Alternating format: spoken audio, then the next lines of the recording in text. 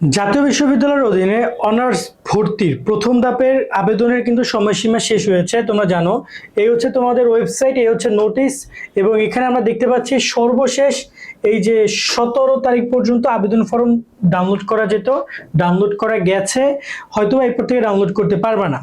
এখন কথা হচ্ছে পরবর্তী কার্যক্রম এবং সর্বশেষ আপডেটগুলো তোমাদের সাথে শেয়ার করছি। জাতীয় বিশ্ববিদ্যালয় কিন্তু এর মাঝখানে একটা সুখবর তোমাদের জন্য দিয়েছে, সেটা হচ্ছে যে এটা কিন্তু প্রথম মেধা তালিকার একটা তালিকা, তাই না? প্রথম মেধা তালিকার লাস্ট ডেট এটা হচ্ছে আবেদন ফর্ম ডাউনলোড করার, আর 18 তারিখ পর্যন্ত আছে টাকা জমা দেওয়া লাস্ট ডেট, আর কলেজগুলো 19 তারিখ পর্যন্ত নিশ্চয়ন করতে পারবে।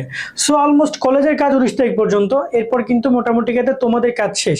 এরপর কোন কলেজে কতগুলো আসন সংখ্যা ফাঁকা আছে দ্বিতীয় মেধা তালিকার জন্য সেগুলো আমরা দেখতে পারবো যদি কলেজগুলো অ্যালাউ করে।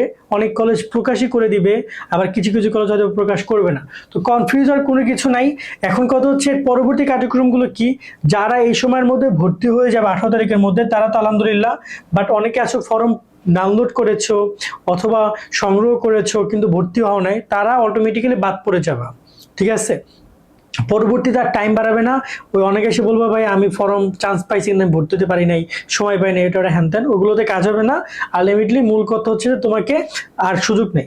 এই পরবর্তী বিষয়টা হচ্ছে যে এখানে যারা ভর্তি হয়েছো, যারা টোটাল কমপ্লিট করছো, তাদের আগামী ক্লাস শুরু হচ্ছে। এখানে আমরা দেখতে পাই ক্লাস শুরুর ব্যাপারে কি বলছে এখানে, আগামী 2 তারিখে যে 2 জুন ক্লাস শুরু হয়ে যাবে তাদের, ঠিক আছে?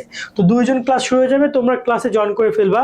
এর মধ্যে সামনে প্রকাশ করবে তারা দ্বিতীয় মেধা তালিকা, এবং যতটুকু আমরা শুনেছি দ্বিতীয় মেধা তালিকায় শিক্ষার্থীরা এই 2 জন অবশ্যই একদম ঈদ পরবর্তী সময়ে ক্লাস আদৌ শুরু করতে পারবে কিনা এটা কনফিউশন আছে, কারণ মে মাসে 28 তারিখ 27-28 তারিখ তো ঈদ, তারপরে ক্লাস। সো এই জায়গায় অনেক কলেজ নাও শুরু করতে পারে 2 জুনের ক্লাস, এই ব্যাপারটা আগে মাথায় রেখো। আর যদি কথা বলি দ্বিতীয় মেধা তালিকা, যতটুকু জাতীয় বিশ্ববিদ্যালয় থেকে জানিয়েছে দ্বিতীয় মেধা তালিকার জন্য তারা হয়তোবা এই যে তোমাদের যে 27 মে বা 28 মে যে তোমাদের যে ঈদ, এই ঈদের আগেই তারা এটা প্রকাশ করার কথা বলেছে বিজ্ঞপ্তিটা। তো সর্বোচ্চ আমি যদি বলি 1 সপ্তাহের মধ্যে বা 19 তারিখের পরে মূলত যে কোনো সময় এই বিজ্ঞপ্তি প্রকাশ করতে পারে। জাতীয় বিশ্ববিদ্যালয় একজন কর্মকর্তা এটা জানিয়েছিল। যদি ঈদের পরেও করে সেক্ষেত্রে আমরা তাদেরকে কিছু বলতে পারবো না, কিছু করতে পারবো না। তবে উচিত হবে দ্রুত দ্রুত প্রকাশ করা মেধা তালিকাগুলো। প্রথম মেধা তালিকা যদি যেহেতু তারা প্রকাশ করে, দ্বিতীয় মেধা তালিকা হয়তো যতটুকু আমি গেস করছি যে 20 মে হয়তো প্রকাশ করতে পারে, 20 মে। আর এরপরে 20 মের পরে হয়তো মূল ভর্তি কার্যক্রম এটা দিবে তোমাদের ঈদের পরে। ঈদের পরে ভর্তি কার্যক্রম করে তোমরা চাইলে ক্লাসে জয়েন করতে পারবে যারা দ্বিতীয় মেধা তালিকা থেকে কলেজ পাবে। আর যারা কলেজ না পাবে তারা চলে যাবে কোটায়। যারা কোটায় অ্যাপ্লাই করেছো তারা আবার এখানে থার্ড হচ্ছে কোটা, এই কোটা যাবে। কোটায় যারা চান্স পাবে তো ভালো ভর্তি হয়ে যাবে, আর যদি না পাও তারা চলে যাবে ফার্স্ট রিলিজে। ফার্স্ট রিলিজে গিয়ে তুমি তোমার ইচ্ছা মতো আবেদন করতে পারবা 5টা কলেজে। দেন সেখানে কিন্তু তুমি যে কলেজে আবেদন অলরেডি করেছো সেই কলেজে রাখতে পারবা, আবার চাইলে যে কোনো কলেজ তুমি অ্যাপ্লাই করতে পারবা, এবং তুমি 15টা পর্যন্ত সাবজেক্ট চয়েস করার অপশনও তুমি পাবা। আরো অনেক কাহিনী আছে রিলিজ স্লিপ নিয়ে। আর তবে এখানে সবচেয়ে বড় যে জটিল যে বিষয়টা সেটা হচ্ছে যে রিলিজ স্লিপে তোমরা আসন সংখ্যা অনেক তুলনামূলক কম থাকবে। সো যারা এই প্রথমে চান্স পেয়ে গেছো আলহামদুলিল্লাহ ভর্তি হয়ে যাও, দ্বিতীয়তে যারা চান্স পাবা ভর্তি হয়ে যাবা, কোটা যারা চান্স পাবা ভর্তি হয়ে যেও।